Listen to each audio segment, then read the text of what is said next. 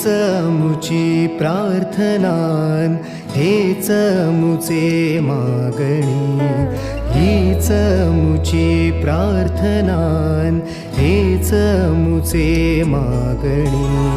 माणसाने माणसाशी माणसासम वागणे.